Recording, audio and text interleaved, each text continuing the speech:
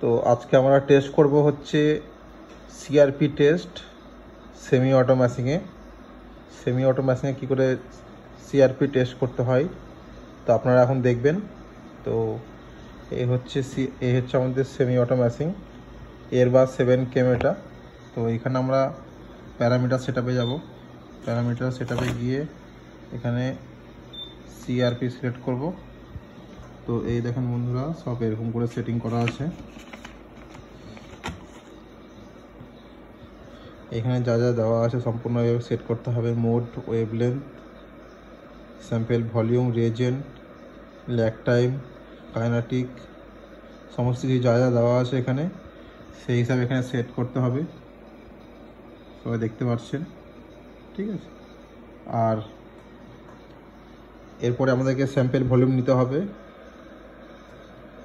Blank যদি আমরা করি তাহলে 800 তে 200, আর তার সাথে 10 মাইক্রোলিটার স্যাম্পল।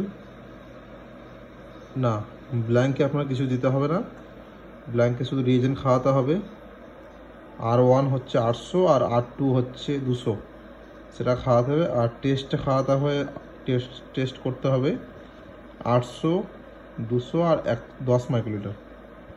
তো টেস্টটা আমরা এখন রান করবো, দেখতে পারবো এখন সবাই। এই হচ্ছে ম্যাচিং ফ্যাক্টর, আমাদের ফ্যাক্টর হচ্ছে 175.0। তো আমরা আবার টেস্ট করব। এটা হচ্ছে R1 আর এটা হচ্ছে R2। তো প্রথমে R1 দিতে হবে 800 মাইক্রোলিটার। এই আমাদের পিপেটটা সেট করে নিই।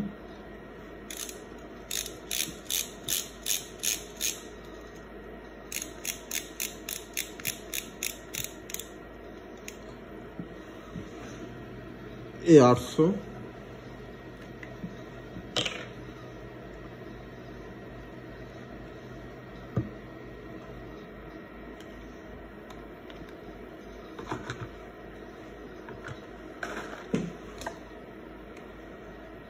আর এর মধ্যে দেবো হচ্ছে 100 মাইক্রোলিটার R2।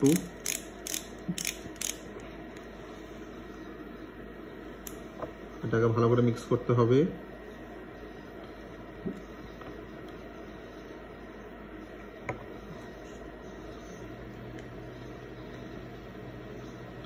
সরি, এটা 100 না, এটা 200 দিতে হবে, একটু ভুলে গেল আমার।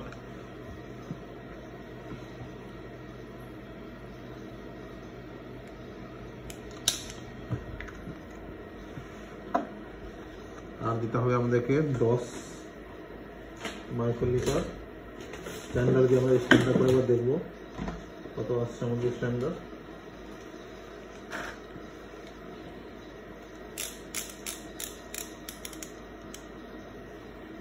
এই হচ্ছে 10 মাইক্রোলিটার।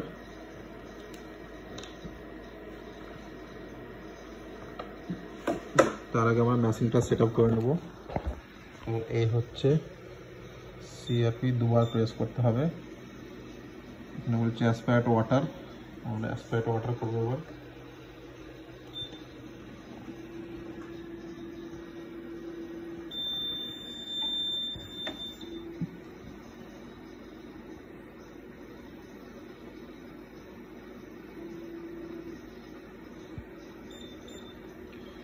অ্যাসপায়ার্ড স্যাম্পল করবো আমরা এখানে।